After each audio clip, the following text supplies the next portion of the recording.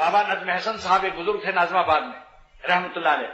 انہوں نے ایک نوجوان کالج کے لڑکے سے پوچھا کہ 4 آدمی کار پر جا رہے ہیں، ایک اس میں یہودی ہے، ایک ہندو ہے، ایک عیسائی ہے اور ایک مسلمان ہے. ہندو، یہودی اور عیسائی یہ سب رات دن خیر و خیرات کر رہے ہیں، اسپتال کھول رہے ہیں، غریبوں کو کمبل دے رہے ہیں، بچوں کو دودھ کا پاؤڈر تقسیم کر رہے ہیں، اور نہ زنا کرتے ہیں نہ شراب پیتے ہیں. ایک کلمہ کو جو ہے اس میں وہ کافر ہے نہیں ہے، مومن ہے، کلمہ پڑھتا ہے، وہ شراب بھی پیتا ہے، زنا بھی کرتا ہے.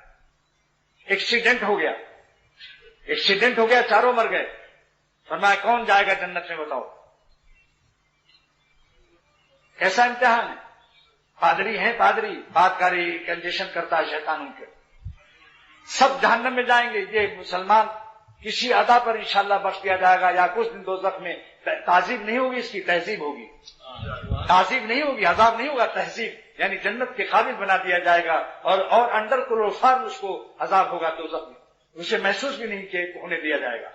جو مسلمان اگر گناہوں کی وجہ سے جائیں گے بھی تو حکیم امت فرماتے ہیں ان کا آپریشن انڈر کلوفارم ہوگا، ان کو آگ کی تکلیف کا احساس ہی نہیں ہوگا، تہذیب ہوگی، تعذیب نہیں ہوگی. تو فرمایا کہ دیکھو کیا جواب دیا. آج جس کو دیکھو لندن ہو آئیں گے کہ سارے لندن میں کیا ایمان ہے.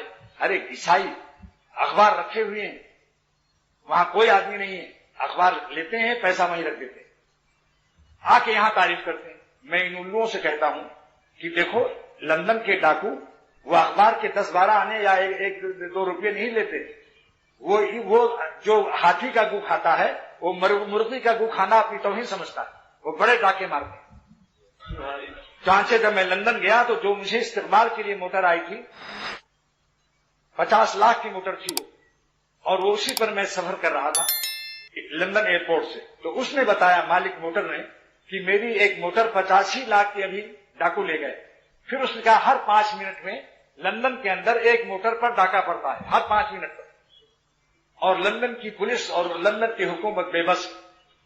کیا تعریف کرتے ہو لندن کی اور سے؟ پھر میں نے دیکھا امریکہ، کیا کہنا امریکہ ایک پاکستان. ارے میاں امریکہ کی تعریف کافروں کی مت کرو، عرش الہی ہل جاتا ہے کافروں کی اور فاسقوں کی تعریف سے. اپنی خیر مناؤ.